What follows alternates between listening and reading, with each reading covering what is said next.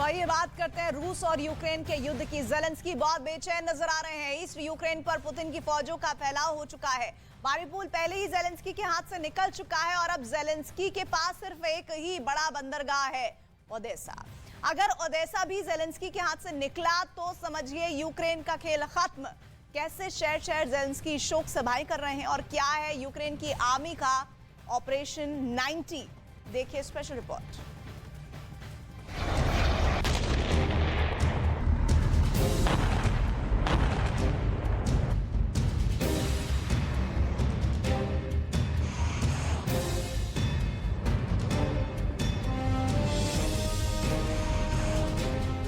Zelensky Ukraine को बचाने की लड़ाई लड़ रहे हैं। ज़ेलेंस्की बहुत घबराए हुए हैं, इसलिए उन्होंने यूक्रेन के एक और बड़े बंदरगाह ओडेसा का दौरा किया है।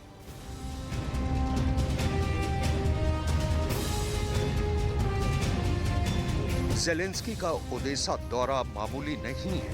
कैसे ये दौरा पूरे यूक्रेन के वजूद को बचाने के लिए आखिरी जंग है, आपको हम आगे समझाने वाले हैं। आखिर क्या होता है जंग का दर्द, इन लोगों से पूछिए जो अपने ही घरों में बम के हमलों से बचने के लिए भाग रहे हैं। बस भागना ही अब इनकी जिंदगी बन चुकी है। आपको यूक्रेन के इन लोगों की बात सुनवाएंगे। जब युद्ध होता है तो क्या होता है। ओडेसा में ज़ेलेंस्की दौरा कर रहे हैं। डोनेस्क में यूक्रेन के लोग जान बचाने के लिए भाग रहे हैं। मॉस्को में पुतिन एकदम निश्चिंत है। पुतिन एक बहुत अहम वीडियो कॉन्फ्रेंसिंग कर रहे हैं। पुतिन क्यों कॉन्फिडेंट हैं, आगे बताएंगे। और ये तस्वीरें डॉनबास की हैं। बारूद और बम के धुएं के बीच ज़ेलेंस्की के लड़ाकों ने कैसे जान की बाजी लगा दी है, आपको ये भी दिखाएंगे। लेकिन सबसे पहले बात करेंगे ज़ेलेंस्की के उस प्लान की जिसके लागू होने के बाद 3 महीने के अंदर यूक्रेन की फतह हो सकती है। फ्रांस के न्यूज चैनल फ्रांस 24 को ज़ेलेंस्की के सलाहकार मिखाइलो पोडोल्स्क ने एक इंटरव्यू दिया है और इस इंटरव्यू में मिखाइलो पोडोल्स्क ने कहा है कि अगर यूक्रेन को भारी हथियार मिल जाएं तो सिर्फ 3 महीने के अंदर वो रूस को हरा देंगे। How long will the war last, Mikhailo Podolyak? Вы знаете, это в 2 словах, конечно, ответить невозможно, но мы считаем, в Украине у нас есть it's impossible to say this in a few words. Государственный консенсус. Мы считаем, But we have a consensus in Ukraine если будет on this в issue. надлежащем объеме, подчеркиваю, и в надлежащее время максимально быстро поставлен. If we receive heavy weapons fairly quickly, the war shouldn't take more than another 3 or 6 months. And if all conditions are met, we hope to take back our territories. If it turns out this way, Russia will no longer be in a position to threaten Europe and to be disruptive. Zelensky के सलाहकार Mykhailo Podolsk ने बताया है कि इसी महीने की शुरुआत में ही यूक्रेन की तरफ से नेटो को हथियारों की एक लिस्ट सौंपी गई थी, जिसमें भारी हथियारों में सबसे ऊपर हॉवित्ज़र तोपों का नाम था। यूक्रेन को जून के महीने में 1000 हॉवित्ज़र तोपों की जरूरत है।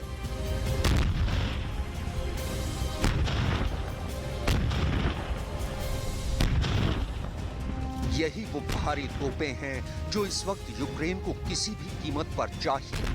कई मीडिया रिपोर्ट्स में यह दावा किया जा रहा है कि यूक्रेन के पास इस वक्त हथियारों की बेहद कमी हो गई है। कमी इतनी ज्यादा है कि रूस के 10 गोलों के बदले यूक्रेन सिर्फ एक गोला ही दाग पा रहा है। यूक्रेन ने एक और बड़ी डिमांड नेटो के सामने रखी है। यूक्रेन ने नेटो के 500 टैंक मांगे हैं। जर्मनी के लियोपोल्ड टैंक और अमेरिका का अब्राम टैंक ही वो हथियार है जो डॉनबास के मैदानों में रूस की आर्मी को तबाह कर सकता है। ज़ेलेंस्की के सलाहकार मिखाइलो पोडोल्स्क ने नेटो से 1000 ड्रोन मांगे हैं। इसके अलावा यूक्रेन की आर्मी ने अमेरिकी मिसाइलों और रॉकेट्स की मांग भी की है। इस हफ्ते पेंटागन ने यूक्रेन के लिए $1 अरब के सुरक्षा सहायता पैकेज की घोषणा की है, जिसमें 2 हार्पून तटीय रक्षा प्रणालियां शामिल हैं। ज़ेलेंस्की की अपील पर डेनमार्क, यूक्रेन की मदद कर रहा है। डेनमार्क ने यूक्रेन को हार्पून मिसाइल भेजी है। ज़ेलेंस्की के सलाहकार मिखाइल पोडोल्स्क ने बताया कि यूक्रेन को जितने हथियार चाहिए उसके मात्र 10% ही उसके पास है। इसके अलावा ज़ेलेंस्की की मुश्किल ये भी है कि कोई भी पुतिन से सीधी टक्कर लेना नहीं चाहता। जैसे फ्रांस के राष्ट्रपति इमैनुअल मैक्रोन पुतिन को नाराज नहीं करना चाहते हैं। Because I have a feeling that the three European countries, France, Germany, and Italy, managed to speak with a single voice. They showed that Europe is in fact united and that Europe understands the reasons for this war and how this war should end. On the basis of what Mr. Zelensky said, we hope that Ukraine will receive the necessary support to be able to hold its own against Russia. Zelensky के camp में खलबली मची हुई है। हथियार है नहीं। सवाल यह है कि हर कोई रूस को युद्ध में हराना तो चाहता है, लेकिन युद्ध का खर्च नहीं लेना चाहता। अमेरिका हर बार यूक्रेन के लिए युद्ध के पैकेज की घोषणा करता है, लेकिन जैसे जैसे युद्ध लंबा खिंच रहा है, युद्ध का खर्च बढ़ रहा है, जिसको झेलना हर किसी के बस की बात भी नहीं है।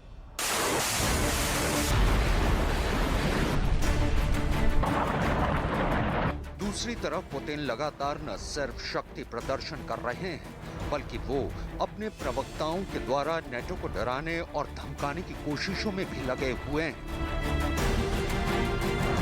रूस के सरकारी टीवी ने एक बार फिर ये एजेंडा चलाया है कि पुतिन नेटो के खिलाफ युद्ध लड़ने के लिए पूरी तरह से तैयार है। व्लादिमीर सोलोवियेव रूस के सरकारी टीवी रूस नंबर 1 के एंकर हैं। सोलोवियेव पुतिन के काफी करीबी भी माने जाते हैं। उन्होंने नेटो से युद्ध के विषय पर चर्चा की है। रूस की रक्षा समिति ड्यूमा के डिप्टी और रूस के दक्षिणी सैन्य इलाके के पूर्व डिप्टी कमांडर एंड्री गुरुलियोव ने समझाया कि पुतिन की तैयारी कितनी पुख्ता है। В любом варианте мы обязаны рассматривать. Конечно, если слушать каждого шнурка типа Кларка и реагировать на новые заявления, на них лучше промолчать, откровенно говоря. Собака лает, ветер носит. Тем не менее, мы должны рассматривать все варианты, вплоть до большой грандиозной войны. И должны быть к этому готовы. Мы готовы? Готовы. इन धमकियों ने ज़ेलेंस्की को बेचैन कर रखा है और इसलिए उन्होंने अपने सबसे अहम बंदरगाह ओडेसा का दौरा किया है। मारियोपोल में विजय के बाद अब पुतिन के निशाने पर ओडेसा है। इस बंदरगाह पर पुतिन की आर्मी ने कितना जबरदस्त अटैक किया है, पहले इन तस्वीरों से समझिए।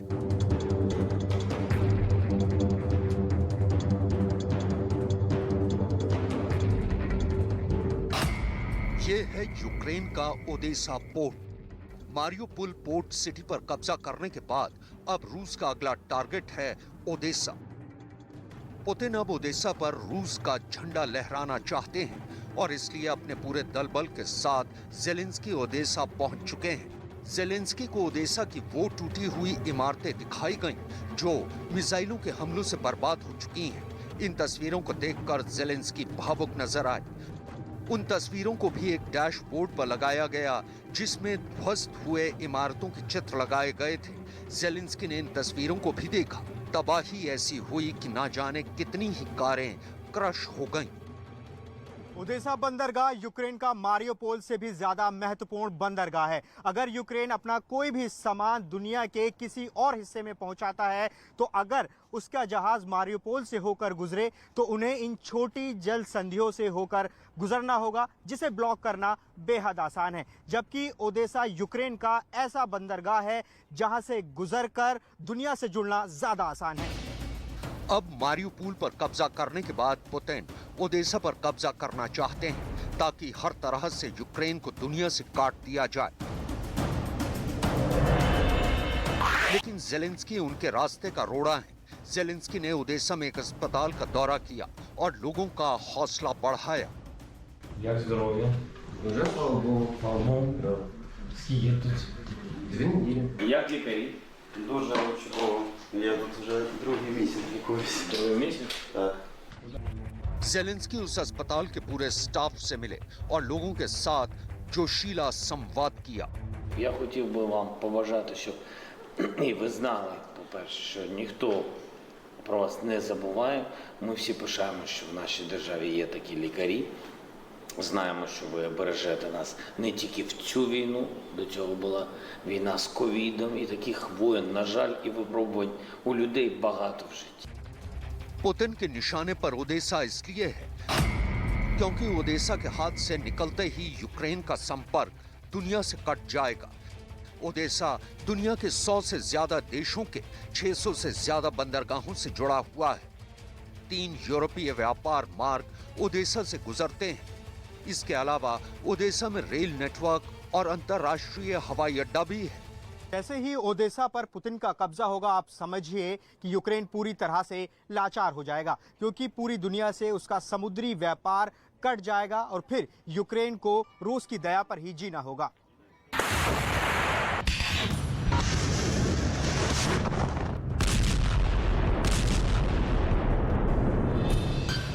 एक और शहर को लेकर जेलेंस्की बेहद तनाव में है। इस शहर का नाम है माइकोलाइव। माइकोलाइव की सड़कों पर भी सीना तानकर जेलेंस्की पूरे दल बल के साथ निकले, लेकिन जो तस्वीरें उनको दिखाई गईं वो बेहद खतरनाक और दर्दनाक थी। यहाँ भी रूस की मिसाइलों ने इमारतों को पूरी तरह से तबाह कर दिया है। जेलेंस्की बहुत देर तक खड़े होकर इन खंडर और टूटी इमारतों को देखते रहे और परेशान होते रहे। यहाँ का बिखरा हुआ मलबा रूस की ताकत का सबूत है, जिसके सामने जेलेंस्की की पावर बहुत बौनी नजर आने लगी। इसके बाद जेलेंस्की ने अपना वही पुराना कार्यक्रम शुरू किया। उन्होंने यूक्रेन के सैन्य अधिकारियों को पदक और सम्मान देने का सिलसिला जारी रखा।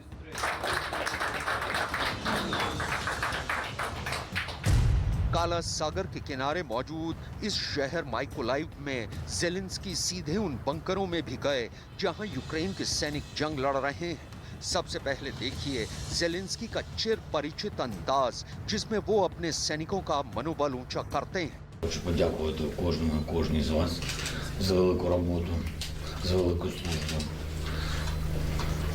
за те, що ви робите, захищаючи нашу державу, кожного з нас, наші сім'ї. कई सैनिकों को जेलेंस्की की तरफ से मेडल दिए गए, लेकिन खास नजर रही एक महिला पर जो फ्रंट पर रूसी सैनिकों का मुकाबला कर रही है। जेलेंस्की ने इनको भी सम्मानित किया। एक सैनिक को जेलेंस्की ने उपहार में टोपी दी। सभी सैनिकों ने जेलेंस्की के साथ तस्वीरें खिंचवाई। दूसरी तरफ पुतिन भी इस बात पर बहुत गंभीरता से विचार कर रहे हैं कि युद्ध बहुत लंबा खिंच रहा है। इस युद्ध में रूस के घायल सैनिकों की संख्या काफी बढ़ी है। इनका उपचार करने के लिए पुतिन को उनके डॉक्टरों का सहयोग चाहिए। इसलिए पुतिन ने एक वीडियो कॉन्फ्रेंसिंग कर अस्पतालों के अंदर मौजूद डॉक्टरों से संवाद किया। Лучшие качества сейчас показывают медицинские работники России, когда помогают гражданам Донецкой и Луганской народных республик. Какие компании? Хочу особо обратиться к военным врачам, военфельдшерам, медсестрам, младшему медицинскому персоналу госпиталей, Минобороны, Росгвардии, других силовых структур. К тем, кто, рискуя, порой жертвуя собой, оказывает медицинскую помощь под обстрелами на передовой. Низкий поклон вам за спасенные жизни наших боевых товарищей, которые принимают участие в специальной военной операции. माइकोलाइव ओडेसा के पास मौजूद डोनेस्क के अंदर इस वक्त कोहराम मचा हुआ है। रूस की तरफ से लगातार बमबारी गोलाबारी की जा रही है। यहाँ इमारतों के अंदर भागते हुए लोग किसी तरह बेसमेंट में जाना चाहते हैं। Я пряталась за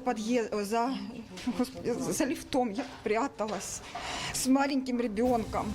देखिए कैसे इस पूरे शहर में रूस और यूक्रेन के बीच चल रही जंग लगातार खिंचती जा रही है। दुनिया के तमाम देश यही चाहते हैं कि जल्द से जल्द ये जंग खत्म हो, लेकिन इस बार ये खबर न सिर्फ डराने वाली है बल्कि दुनिया भर के देशों को चिंताओं में डालने वाली भी है, क्योंकि नेटो के चीफ ने आशंका जाहिर की है कि ये जंग कई दिनों तक जारी रह सकती है और अगर ऐसा हुआ तो इसके अंजाम बेहद खौफनाक हो सकते हैं।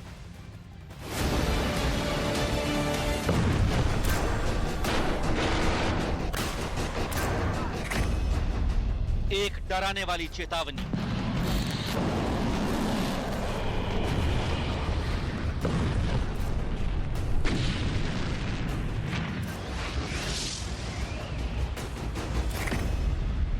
एक भयावह आशंका।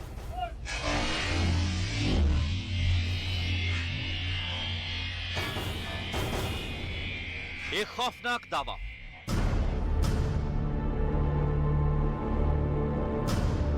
Madrid, we will take the next steps.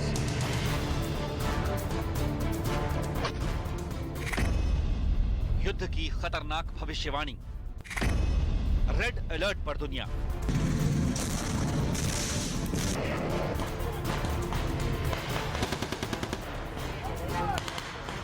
इस जंग में आशंकाओं की कितनी ही घड़ियां हैं। यह जंग कितने ही खतरनाक दावों से होकर गुजर रही है।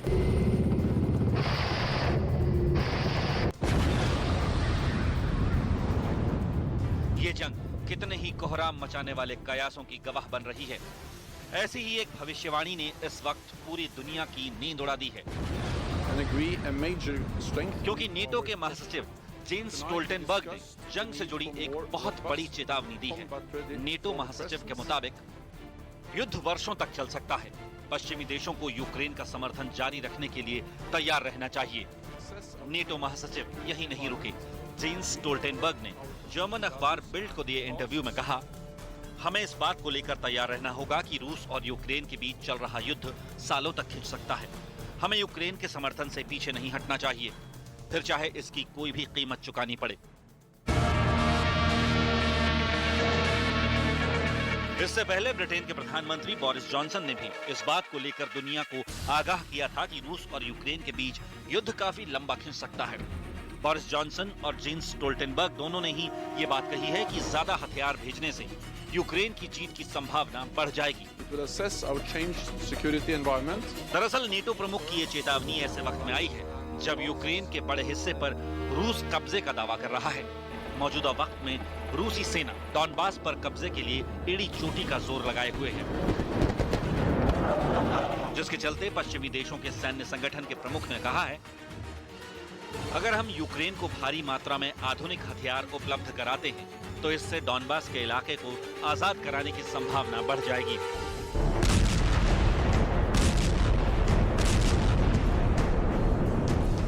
यानी ये जंग अब उस राह की तरफ बढ़ती जा रही है जहां इसके बेकाबू होने की पूरी आशंका है।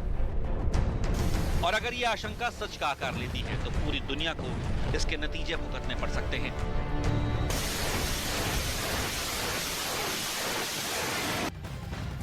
महायुद्ध में दिन जैसे जैसे आगे बढ़ रहे हैं वैसे वैसे रूस यूक्रेन पर रूस के प्रहार भी और तेज होते जा रहे हैं। और महायुद्ध में हम लगातार जो जानकारियां आपको दिखा रहे हैं, बता रहे हैं, वो बेहद खतरनाक है। खबर है कि यूक्रेन में मिशन सर्वनाश को अंजाम देने के लिए रूसी सेना ने अब यूक्रेन की सेना के बड़े अधिकारियों को निशाना बनाना शुरू कर दिया है। इसी कड़ी में रूस की तरफ से दावा किया गया है कि उसके मिसाइल हमले में यूक्रेन के 50 से ज्यादा जनरल और अधिकारियों की मौत हुई है।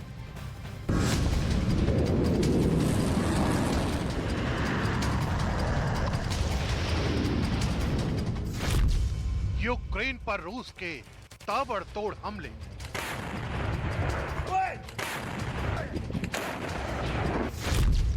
शहर शहर तबाही की तस्वीर। यूक्रेन की कमांड पोस्ट पर बड़ा हमला।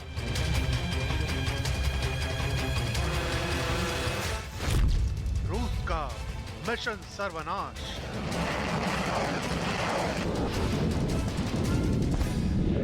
यूक्रेन को तबाह करने के लिए रूस कोई कोर कसर नहीं छोड़ रहा है। दिन गुजरने के साथ ही रूस अब यूक्रेन के खिलाफ और ज्यादा आक्रामक हो चुका है।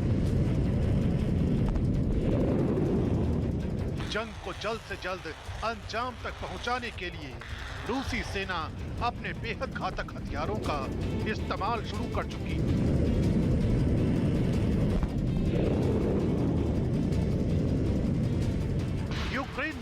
मिशन सर्वनाश की सौगंध खाने वाले पुतिन अब किसी भी कीमत पर इस जंग को खत्म करना चाहते हैं।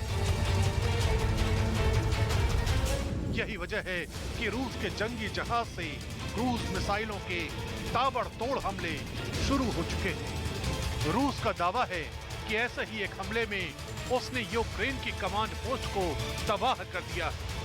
ये तस्वीरें उसी मिसाइल हमले की हैं।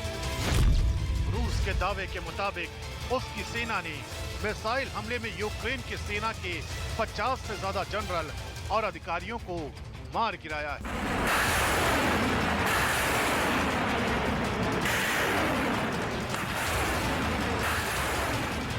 इतना ही नहीं, रूस के मिसाइल हमले सूमी शहर में तबाही और बर्बादी की वजह बन रहे हैं। यूक्रेन के गृह मंत्रालय की तरफ से जारी इस वीडियो को देख लीजिए। बताया जा रहा है कि रूस के इस मिसाइल हमले में सूमी के 10 घर तबाह हो गए। हालांकि दमकल विभाग की तरफ से आग पर काबू पाने की कोशिश भी की गई, लेकिन मिसाइल हमले की प्रचंड आग ने देखते ही देखते इन्हें खाक कर दिया। ये जरा तस्वीर देख लीजिए। सूमी वो इलाका है जो रूस के बॉर्डर पर मौजूद है। करीब 50 किलोमीटर की दूरी पर यहाँ से रूस का बॉर्डर शुरू हो जाता है। रूस ने अपने इलाकों से, अपने ठिकानों से यहाँ पर किस तरह से हमला किया है वो आपको तस्वीर दिखाते हैं। दरअसल सूमी वो भी जगह है जहाँ हजारों भारतीय मेडिकल की पढ़ाई पढ़ते थे। उसके बावजूद जब जंग शुरू हुई तो उन्हें निकाला गया, एक ग्रीन कॉरिडोर बनाया गया। और आप समझ सकते हैं कि किस तरह से इस इलाके में हालात रहे होंगे। ये देखिए, ये एक दूसरी शॉप का हिस्सा आपको दिखाते हैं। देखिए यहाँ पर भी किस तरीके से स्थिति खराब है। ये वही सूमी शहर है जहां से जंग के शुरुआती दिनों में 1000 छात्रों को ग्रीन कॉरिडोर बनाकर सुरक्षित कीव लाया गया था। उसी शहर को रूसी सेना ने पूरी तरह बर्बाद कर दिया है। तबाही की भयानक तस्वीरें यहाँ जगह जगह दिखाई दे रही हैं। क्या शॉपिंग कॉम्प्लेक्स, क्या मकान, क्या सड़कें। यहाँ हर तरफ रूस के बारूदी हमलों का असर दिखाई दे रहा है। इस वक्त मैं एक शॉपिंग कॉम्प्लेक्स में मौजूद हूँ जहाँ अलग अलग तरह की दुकानें हैं। देखिए, मैं आपको जो अभी तस्वीर दिखाने वाला हूँ ये पूरी तरह से, ये देखिए किस तरह से ये तबाह हो चुके। लग रहा है कि ये फूलों की दुकान है। यहाँ आप देखेंगे अंदर तबाही का मंजर, और पूरे यूक्रेन में इसी तरह से तबाही के मंजर अलग अलग जगहों पर दिखाई दे रहे हैं। जिस जगह हम पहुंचे हैं सूमी में, यहाँ रूस की सीमा के ये बिल्कुल करीब ये इलाका है और उस जगह से हम आपको तस्वीर दिखा रहे हैं। दरअसल सूमी में भी भीषण जंग रूस और यूक्रेन के बीच में हुई थी। जाहिर है रूस जिस तरह से यूक्रेन पर अपने हमलों को और तेज कर चुका है, उससे इतना अंदाजा जरूर लगाया जा सकता है कि दुनिया के दबाव का रूस पर कोई असर नहीं हो रहा है। पुतिन यूक्रेन को लेकर जो मन में ठान चुके हैं, उसे अंजाम तक पहुंचाने के लिए कोई भी कीमत चुकाने को तैयार है। यही वजह भी है कि यूक्रेन के खिलाफ पुतिन की सेना ने मिशन सर्वनाश की शुरुआत कर दी।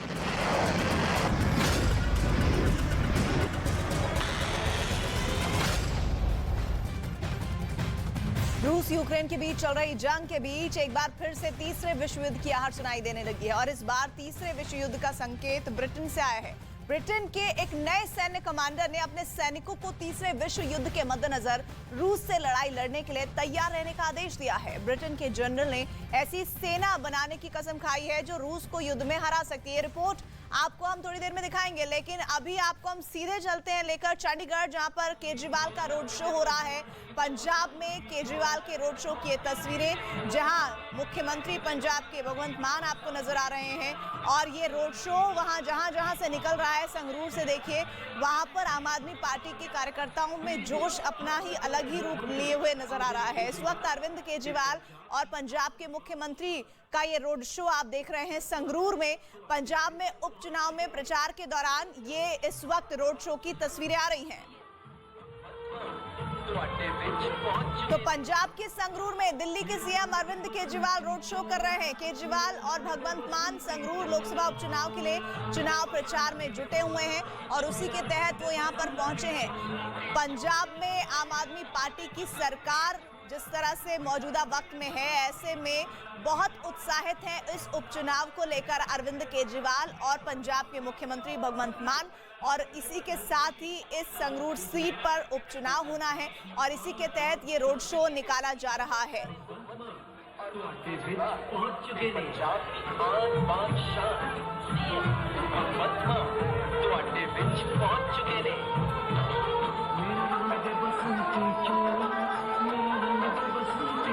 तो पंजाब में जब पंजाब की जनता ने आम आदमी पार्टी की सरकार को चुना, तब से ही आम आदमी पार्टी मौजूदा वक्त में पंजाब में अपने आप को मजबूत समझ रही है और ऐसे में संगरूर में होने वाला ये उपचुनाव उनके लिए बहुत महत्वपूर्ण पड़ाव हो जाता है, क्योंकि वो विश्वास जो विधानसभा चुनाव में जनता ने दिलवाया, क्या इस उपचुनाव में भी संगरूर लोकसभा सीट पर भी जनता का दिखेगा, ये अहम हो जाता है। और ऐसे में ये रोड शो उस कैंपेन का हिस्सा है जो उस उपचुनाव की तारीख के दिन लोगों को मजबूर कर देगा इस कैंपेन के जरिए कि आप आइए और वोट करिए आम आदमी पार्टी को। केजरीवाल का ये रोड शो है। केजरीवाल जहां दिल्ली में अपनी सरकार के उस मॉडल को पंजाब में लेकर आए, उन्होंने पंजाब की जनता में वो भरोसा पैदा करने की कोशिश की और जिसके बिना पर पंजाब की जनता ने उन्हें जबरदस्त बहुमत दिलाया और आज संगरूर में वो मौजूद है। संगरूर उपचुनाव इस लोकसभा सीट पर होना है और आप ये समझ लीजिए कि विधानसभा चुनाव के बाद इस लोकसभा सीट पर चुनाव, ये साफ संकेत होगा कि किस तरह से पंजाब के विधानसभा में तो मजबूत पकड़ है ही आम आदमी पार्टी की और संगरूर सीट पर यह उपचुनाव एक महत्वपूर्ण पड़ाव होगा।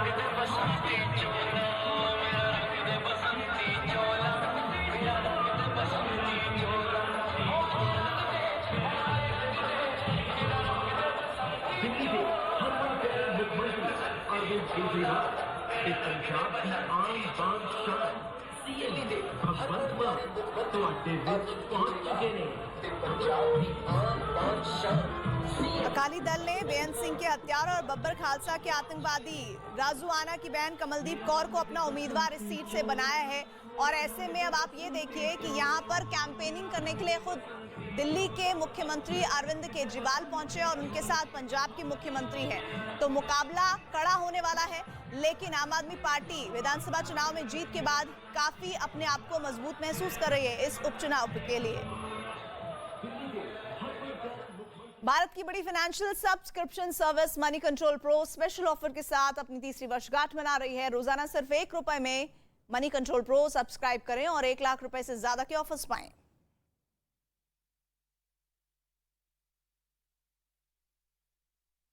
इंडिया का प्राइड, मेरा प्राइड, वीकेसी प्राइड, कड़ी मेहनत का जश्न मनाइए। मूसेवाला हत्याकांड में शामिल 2 शूटर समेत 3 की गुजरात से गिरफ्तारी। दिल्ली पुलिस के स्पेशल सेल ने गोली चलाने वाले प्रियव्रत को पकड़ा। शूटर के पास से गन और हैंड ग्रेनेड भी बरामद। हिमाचल प्रदेश के सोलन में रोपवे ट्रॉली में 700 मीटर की ऊंचाई पर फंसे सभी 11 सैलानियों को बचाया गया। सुबह करीब 10:30 बजे से रुकी थी ट्रॉली।